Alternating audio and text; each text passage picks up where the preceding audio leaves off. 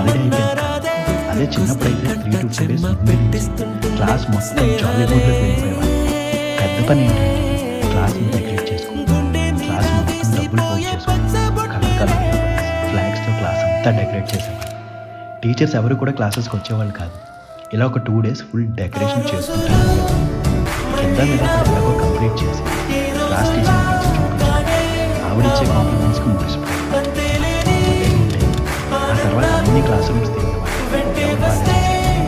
ఇంకా August 15 రోజు white dress వేసుకుని షర్ట్కి మన ఫ్లాగ్ పిన్ చేసుకుని ఆ రోజు మెయిన్గా రీచ్ చేసేది ప్రేయర్ అయిపోయాక జనగణమన కూడా పాడేసేది.